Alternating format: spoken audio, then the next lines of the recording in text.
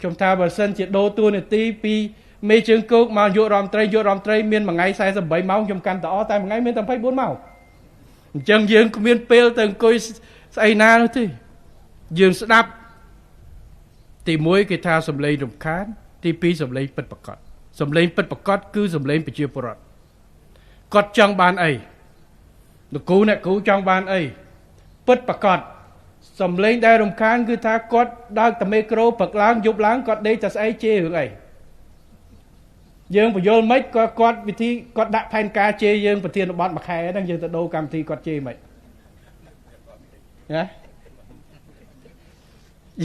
យើងទៅដូរវាមិនកើតឲ្យគាត់ទៅហើយយើងគិតថា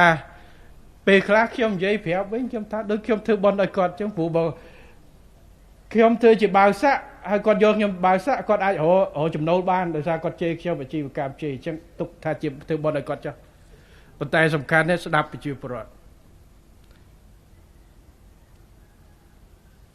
សំឡេងរំខាននិងសំឡេងពិតប្រាកដខ្ញុំស្ដាប់ពេលដែលប្រជាពលរដ្ឋមានបញ្ហាពិតប្រាកដខ្ញុំឲ្យឧទាហរណ៍មានបញ្ហាដីធ្លីបញ្ហាសុខភាពដែលគាត់អំពាវនាវឲ្យជួយយើងមើលអាហ្នឹងដែលជាតម្រូវការពិតប្រាកដរឿងដែលការលើករំខានយើងក៏ស្ដាប់ដែរប៉ុន្តែចំពោះអ្នកខ្លះយើងវាអត់ហេតុផលទៅត្រូវស្ដាប់គាត់តែការរិះគន់ស្ថាបនាយើងត្រូវទទួលសំឡេងពិតប្រាកដ